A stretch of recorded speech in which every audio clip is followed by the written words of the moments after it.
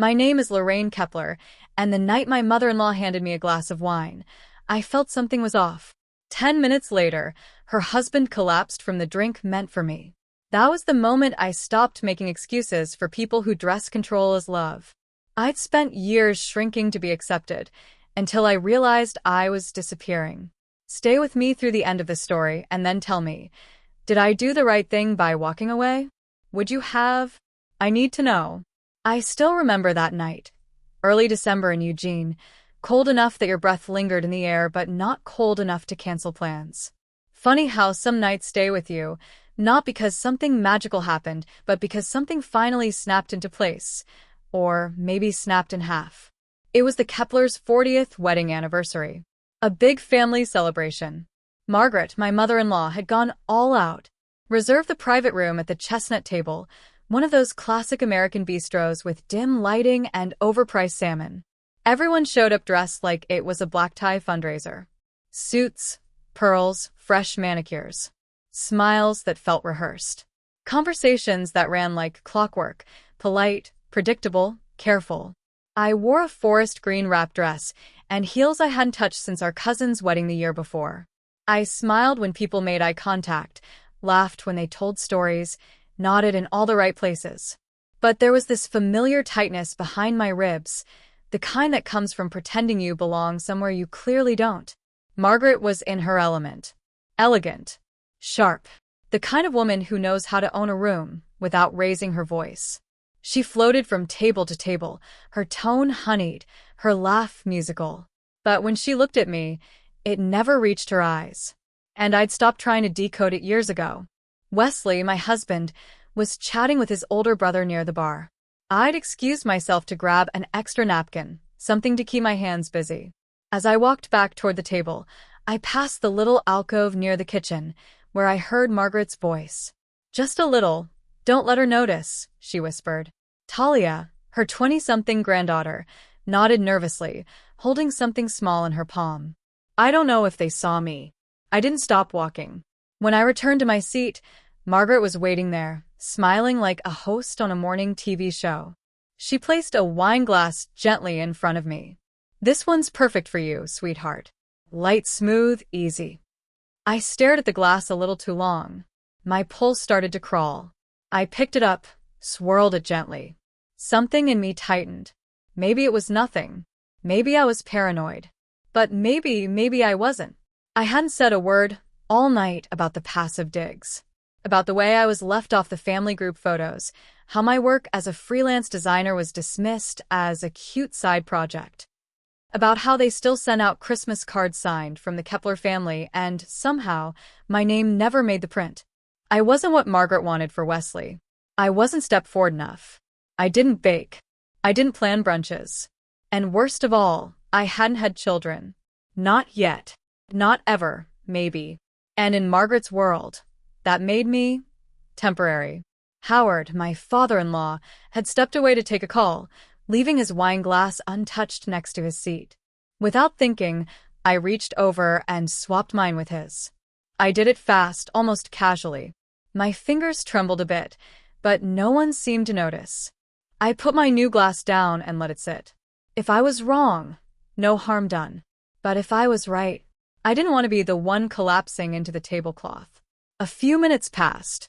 Howard came back, settled into his seat, picked up the wine, and took a sip without looking. Margaret kept talking, oblivious, controlling the tempo of the evening like she always did. And then it happened. Howard blinked a few times mid-sentence. His speech slowed. He frowned, confused. Then he swayed, just slightly at first, like someone who stood up too fast. But he wasn't standing. He mumbled something. Then his head dipped forward and landed softly on the edge of the table with a dull thud. Gasps. Silverware clattered. Margaret leapt up, her hand flying to her mouth. Howard. Someone call for help, now. Wesley stood, knocked over his chair, rushed to his father's side. A server was already on the phone. People scrambled, chairs shifted, panic settled into the room like fog. And me? I just sat there, staring at the glass in front of me, the one Howard drank from. The one Margaret had handed me with a smile, so wide it should have scared me sooner. There were still a few drops left, pale and harmless-looking under the soft yellow light. My heart pounded, not from fear, but from something deeper. Not rage, not triumph, readiness. I wasn't going to stay quiet this time. Not anymore. The rest of that night unraveled like a tablecloth being yanked too hard. Howard was rushed to the hospital before the dessert tray made it out. Margaret clung to her pearls, muttering phrases like, "It must be his blood pressure," and "He's had a long day." Everyone else just looked dazed, unsure what to say or where to look. No one glanced at the wine glasses. I did. I watched as a busboy cleared the table, scooping up the glass Howard had used, the one I was supposed to drink from. My skin felt like it was buzzing, and not from the cold. I pressed my napkin into my lap, just to give my fingers something to do. Margaret sat across from me, her face pale, eyes darting between her phone and the door. Her voice trembled as she called relatives, but something in her expression didn't match the fear in her voice. It wasn't grief I saw. It was panic. The kind that comes when you realize something might be traced back to you. If I hadn't switched the glass, I thought, staring at my untouched drink, would I be the one collapsing right now? That thought stayed with me, through the frantic calls, the clearing of the table, the shallow goodbyes. I didn't say much. I just watched. Eventually, the room emptied out. Margaret left with Wesley, headed straight to the hospital. A few of the cousins lingered, unsure if they should follow. Most decided to head home, promising to check in tomorrow. I was walking to my car in the back parking lot when I heard footsteps behind me. "Lorraine," a soft voice called out. I turned. Talia stood there, coat pulled tight, eyes wide with something between guilt and dread. I didn't think it would. I didn't think it would do that. I raised my eyebrows. Do what, exactly? She looked at the ground. I didn't know what was in it. She said it would just make you drowsy. Said you'd sleep through the dinner, and things would go smoother. It hit me like a slap, not because it was surprising, but because it wasn't. I had felt something off all evening, like the air had shifted just slightly out of sync. And now it all made a horrifying kind of sense. "She gave you something?" I asked. Talia hesitated, then reached into her purse. She pulled out a tiny amber bottle, the kind you'd get from a compounding pharmacy.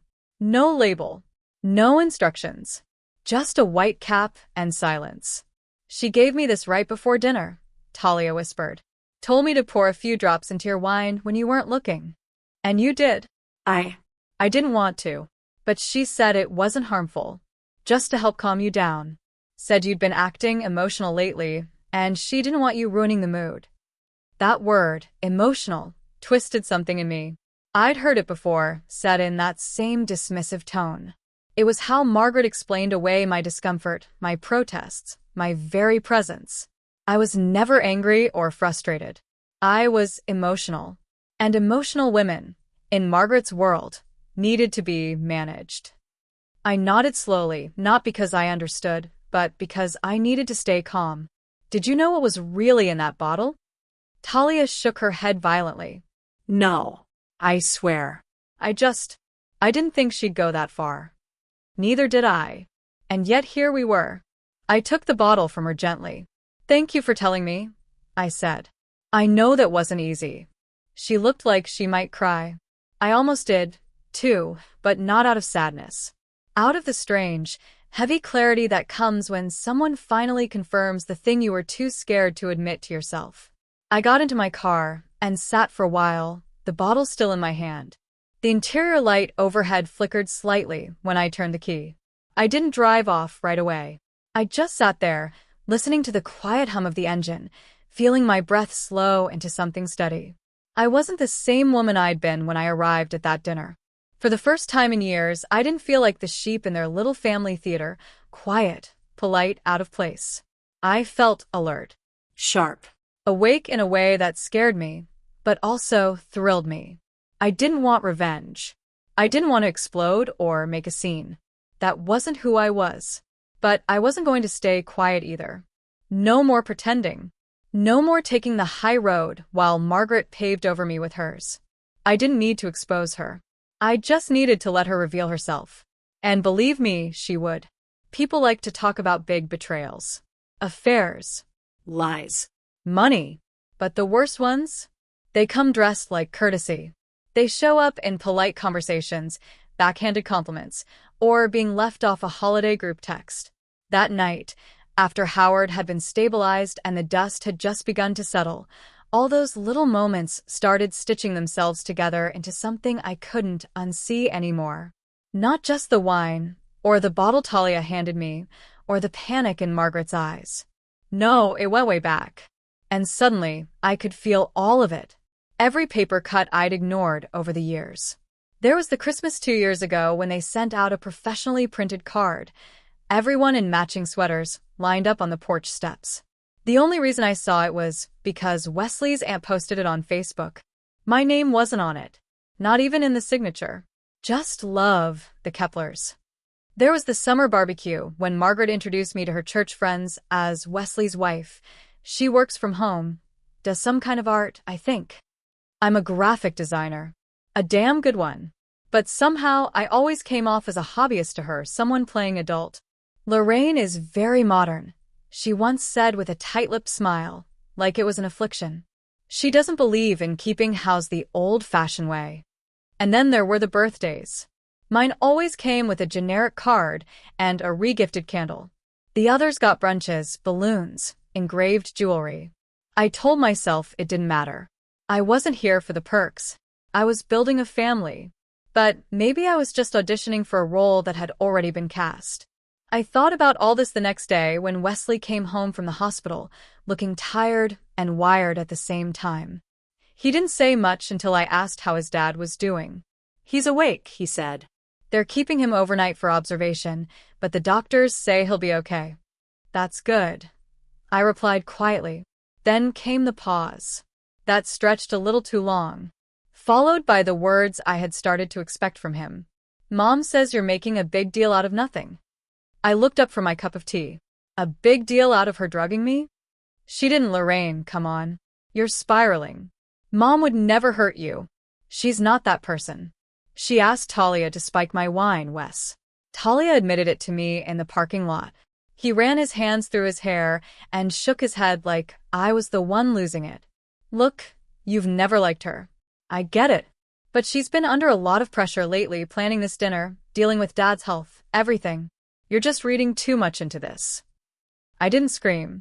I didn't even raise my voice. But something in me cooled, like the furnace had just shut off in the middle of winter.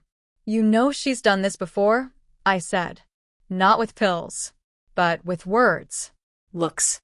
Little jabs you've asked me to ignore, for 5 years. And I did. For you. But now I see it's not that you didn't believe me. It's that you didn't want to deal with it.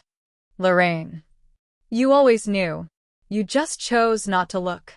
The silence that followed didn't feel like space to heal. It felt like a crack in something that had already been splitting apart for a while. We didn't say much for the rest of the night. 2 days later, I got a call from a hospital. Howard wanted to see me. Alone. He was sitting upright when I walked in, looking paler than usual but calm. There was something about the way he looked at me, less filtered, more aware. He didn't ask how I was. He didn't offer excuses. He just said, I know what Margaret did. I sat down, unsure what to say. I've lived with her for over 40 years, he continued. There are things I've tolerated for the sake of the family. Image. Stability. But what happened the other night crossed a line. You didn't deserve that. He reached over to the bedside drawer and pulled out a plain envelope. This is a copy of my will, he said. You're listed in it. I made sure you were. I never told Margaret. I opened the envelope with shaky hands and read it. He was leaving me a share of the family home, equal to what Wesley and his siblings would receive. She won't like this, I whispered. She never did, he said, leaning back. But I'm tired of pretending that silence is the same as peace. No one should have to live afraid just because they married into our name. That stayed with me. Not just the words, but the quiet dignity in how he said them. On the drive home, I kept thinking, maybe Margaret didn't hate me because I wasn't enough. Maybe she hated me because I wouldn't break the way she needed me to. It was a Tuesday evening when I got the text from Wesley. Mom wants to have a family sit down. Everyone will be there. She says it's important. He didn't elaborate, just added a time and place. Margaret's living room, 7:30 sharp. I stared at my phone for a few seconds too long, then slipped it into the drawer and went back to washing dishes like nothing happened. But my hands weren't steady. I arrived early, not out of eagerness, but strategy. I didn't want to walk into a room full of faces already turned toward me, like a jury. The house smelled like cinnamon candles and artificial calm. Margaret was already there, perched on the arm of a leather chair, flipping through a magazine like she hadn't been rehearsing this scene all day. One by one, they came, Wesley's sisters, his brother, their spouses, even Aunt Jean, who usually avoided drama nights. They brought casseroles like it was Thanksgiving, only the tension in the air felt nothing like gratitude. Margaret waited until everyone settled in. Then she folded her hands in her lap, gave me a smile too smooth to be real, and said, "I'm glad we could all be here. There's been a lot of misunderstanding lately, and I think it's time we cleared the air." I didn't say a word. I knew what this was. She turned to the room. "You all know Lorraine's been feeling unsettled. And that's okay. Marriage is hard. Blending into a new family is hard. But what's not okay is making baseless accusations. Accusations that not only hurt me, but your father and, frankly, this entire family." Some people shifted uncomfortably. No one interrupted.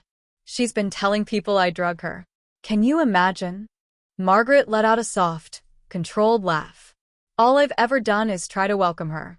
But I think," she paused for effect, "Lorraine sometimes confuses boundaries with rejection. And that's dangerous."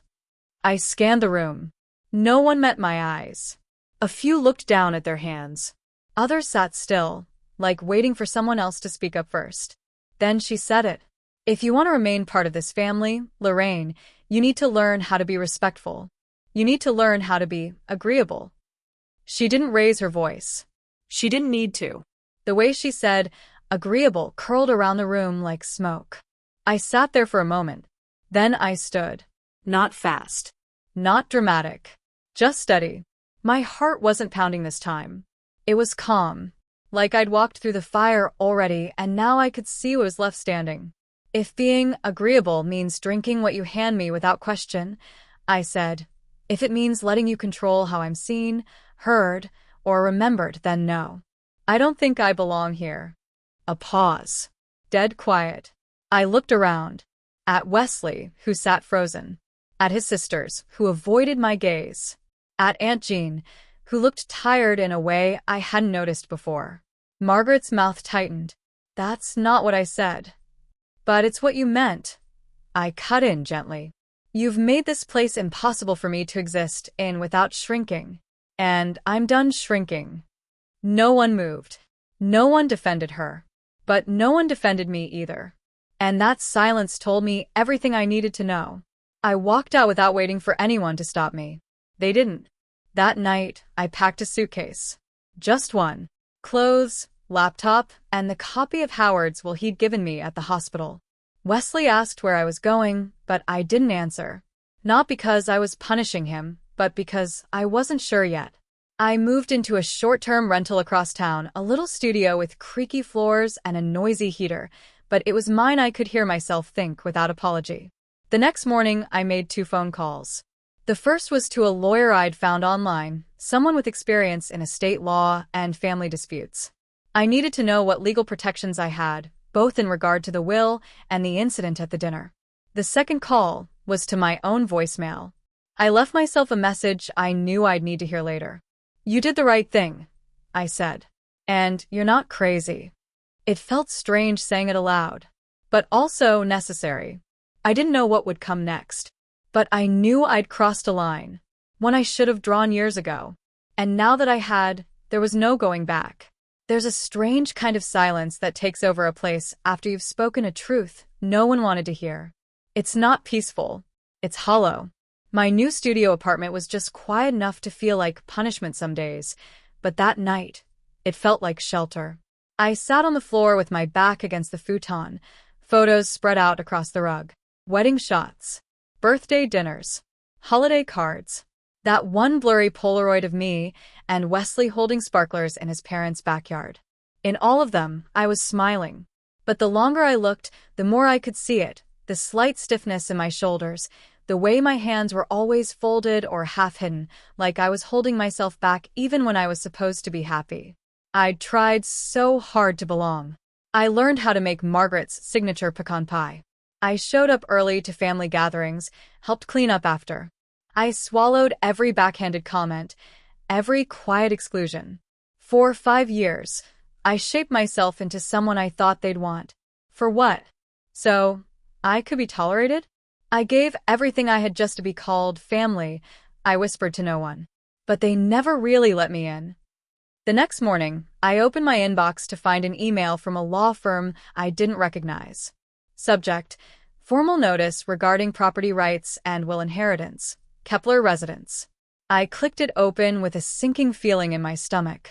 The letter was smooth, professional, even sympathetic in tone.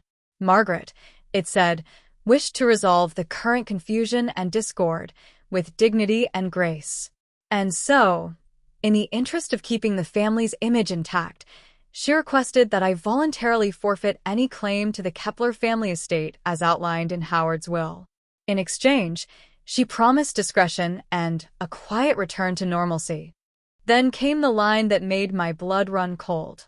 Given the emotional instability demonstrated in recent months and concerns raised by several family members, it may be necessary to involve outside authorities should this situation escalate further. It was elegant blackmail. Threaten my reputation, my mental health, my livelihood, but do it under the guise of compassion. I stared at the screen, mouth dry. And then I laughed. A short, bitter laugh that surprised even me. That same afternoon, I got something else in the mail. A handwritten envelope, my name in Howard's old-fashioned cursive. Inside was a folded sheet of lined notebook paper. Just that. No legal letterhead. No stamp of authority. Just a man's shaky but determined words. Lorraine, if you're reading this, Margaret has likely done what I expected she might. I'm sorry I didn't speak sooner, but I want you to know something now, without room for misunderstanding. You were never invisible to me. I saw the way you kept peace when others used silence as a weapon. I saw the way you treated me with respect even when Margaret wouldn't let you through the front door without judgment. You're the only one in this family who showed me real dignity, without trying to get anything from me. That's why your name is in my will. And I don't regret a word of it. You, more than anyone, understand the value of a home. Please don't let anyone convince you otherwise. Howard. I must have read it 5 times. Not because I didn't understand it, but because some part of me didn't believe anyone in that house was still capable of kindness. And yet, here it was. In shaky handwriting and simple words, Howard had given me more than any of them had in 5 years. He'd given me acknowledgement. I sat there with that letter in my lap for what felt like hours. I didn't cry. There weren't any dramatic revelations. Just a quiet clarity, like the final puzzle piece slipping into place. I stood up eventually, not because I had a plan, but because my spine felt a little straighter. There was something solid in my chest where there had been soft uncertainty for too long. I folded the letter gently and placed it in my desk drawer, next to the copy of the will. Then I said it out loud to the empty room, just to make it real. I'm done being her mirror. I wasn't going to be the surface Margaret polished her image against anymore.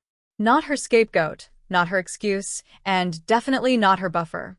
She built a wall of perfection and tradition and appearances, and for years, I let her use me as the foundation. But not anymore. I had the letter drafted, printed, and sent out within 48 hours. My attorney, a sharp, calm woman named Dana Mendez, helped me word it precisely. There was no emotion in it. Just facts. A refusal to relinquish my inheritance rights. A formal request for an investigation into the events at the chestnut table. And a notice that I was retaining counsel to ensure my safety and representation moving forward. I sent a copy directly to Margaret's attorney and one to Wesley. I didn't expect a response from her. Not one that didn't come through veiled threats or secondhand gossip. But I did expect Wesley to show up, and sure enough, he did. He knocked on my apartment door that Saturday afternoon like someone who wasn't sure he'd be let in. When I opened the door, he looked smaller than I remembered. Not physically, but something in his posture had folded in. "Can I come in?" he asked. I stepped aside without answering. He walked in slowly, eyes scanning the room like he was seeing my world. "I read your letter," he said after a pause. "You're serious." "I always was," I replied. He took a breath, then looked at me like he was trying to read through a fog. "Do you have proof?" I didn't speak. I just walked over to the small table near my desk and picked up the digital recorder. I pressed play. Talia's voice came through, shaky but clear. She gave me the bottle and told me it was just to help you sleep. Said you'd been really tense lately. I didn't know it was that strong. I didn't want to, but I was scared to say no. I watched Wesley as he listened. His expression didn't change much at first, but when the recording ended, he sat down like someone who had been holding his breath too long. "I knew something was off," he said finally. I mean, deep down. I just didn't want to face it. I stood across from him, arms folded. Not angry, not smug, just tired. "You didn't protect me," I said. "Not when it counted."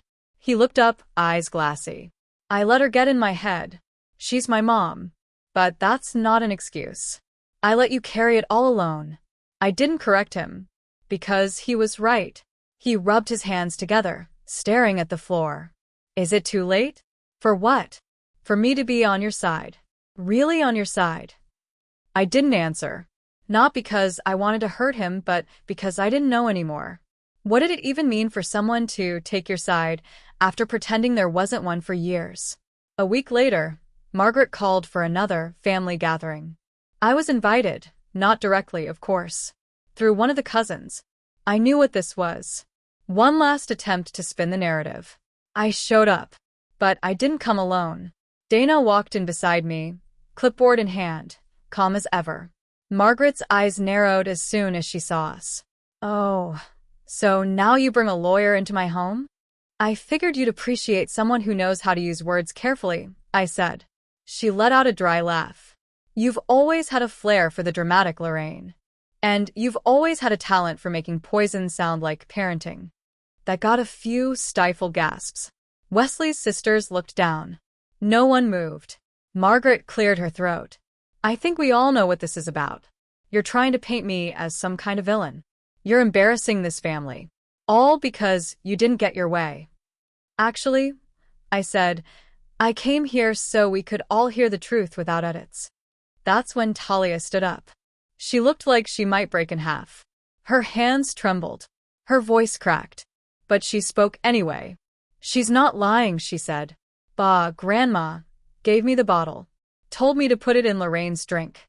Said it would just help her calm down. I didn't know it was dangerous. I didn't want to. But I was afraid to say no. The silence that followed was unlike anything I'd ever felt in that room. Not heavy, not confused. Just still. Margaret stood up, eyes wide, voice trembling with anger. "You think I did this because I hate her? I did it because I love this family. Because I know how to hold it together when no one else will." But no one defended her. Not this time. Even Wesley stayed seated. That's when I realized something had shifted. Not because I'd won anything, but because I no longer needed them to understand me. The mask she wore, perfect matriarch, keeper of the legacy, had cracked. And what was underneath wasn't strong. It wasn't noble. It was just fear disguised as control. And finally, everyone could see it. I looked around the room, at the people who had been my in-laws for 5 years, who had smiled at me across dinner tables, nodded politely at holidays, and left me out of every real circle they ever formed. Their expressions ranged from frozen discomfort to quiet shame. No one spoke. Not a word. I wasn't sure if they were stunned by what Talia had admitted or embarrassed they hadn't spoken up sooner. Maybe both. But I didn't need their validation anymore. I took a breath, stepped forward just enough to be seen clearly, and let my voice carry. Not loud, but even, calm, grounded in something I hadn't felt in years. I used to believe that if I was kind enough, quiet enough, helpful enough, I'd earn my place here. That if I didn't push back, if I stayed agreeable, I'd eventually be seen as one of you. But the truth is, I looked directly at Margaret. The only one expected to give up pieces of themselves to belong was me. A hush settled over the room. Even the air felt like it had stopped moving. I was never accepted, I continued. I was tolerated, decorated for appearances when it suited you, erased when it didn't. And I let it happen because I thought family meant sacrifice. But what kind of family demands sacrifice from only one person? Margaret's arms were crossed now. She looked like she wanted to speak, but I wasn't giving her the chance. I'm done trying to be small enough to fit your expectations, I said. And I forgive you, not because you deserve it, but because I don't want you controlling any part of my life or my feelings ever again. That part, saying it aloud, was more freeing than I imagined. It wasn't vindictive. It was release. Howard, who had been sitting quietly in a corner of the room, stood up. Slowly. Intentionally. The movement itself seemed to draw everyone's gaze toward him. He walked forward, stood between Margaret and me, and said in a voice that wasn't angry, just clear, "I stayed silent too long. And that silence cost more than I'm proud to admit." He turned to Margaret. "I can't unsee what's been done. And I won't be part of a lie anymore." Then he turned to me and reached into his coat pocket. From it, he pulled out an envelope. "This is the original will," he said. "I kept a copy in case this day ever came." He placed it gently into my hands. "You're the only person who never asked me for anything," he said. "And because of that, you're the one who deserves to be seen." My fingers tightened slightly around the paper. Not because I cared about the inheritance, but because it was the first time someone in that family had looked at me and really meant what they said. I didn't cry. I didn't say, "Thank you." I just nodded. Margaret stood still, unmoving. Her lips were pursed, eyes glossy but dry. Maybe it finally hit her, what she'd lost. Or maybe, like always, she was just calculating her next move. But I didn't care. I turned and walked toward the door. Nobody followed me. Nobody called my name. There was no applause, no dramatic showdown. Just the quiet shuffle of my boots on the hardwood floor. And the moment I stepped outside into the cool air, I felt something unhook inside me. It wasn't sadness. It wasn't anger. It was relief. I walked alone to my car, no longer someone's daughter-in-law, no longer someone's prop or problem. Just me. For the first time in years, I wasn't waiting for anyone's permission to feel whole. I didn't have that family anymore. But maybe I never really did. 3 months later, life had quieted in ways I never expected, and exactly how I needed. I'd moved into a small house in Southwood District, tucked between old trees and quiet neighbors. The kind of place with creaky porch steps and a mailbox that still leaned too far left, no matter how many times I tried to fix it. But it was mine. Every inch of it. I started working from the sunroom, where light poured in and the sound of leaves brushing against the windows made me feel something close to safe. Clients kept coming, steady work from people who didn't care if I had a prestigious last name or a spotless family reputation. I chose projects that reflected me, not just what looked good in a portfolio, not what might impress a mother-in-law. And no one from the Kepler family called. Not even Wesley. At first, the silence felt like an echo, sharp, hollow. But as the weeks passed, I started to feel something else settle in its place. Peace. Real peace. Not the kind you manufacture to keep someone else calm. The kind that comes when you finally stop performing. I remember sitting on the back porch one evening with a cup of coffee and whispering to myself, I used to think silence was punishment. Turns out, it's the space I needed to hear myself again. Wesley did call once. Early February. His name lit up on the screen like it was still supposed to mean something. I didn't answer. He left a voicemail, his voice soft, almost uncertain. I'd really like to see you. Just to talk. I deleted it. Not out of spite, but because I finally understood something I hadn't before. Forgiveness doesn't always mean opening the door again. Sometimes, it just means locking it gently and walking away without bitterness. Talia showed up one Sunday afternoon with a little box of cinnamon shortbread and a nervous smile. I hadn't seen her since the family meeting. We sat outside on the steps, the early spring air still carrying a bite.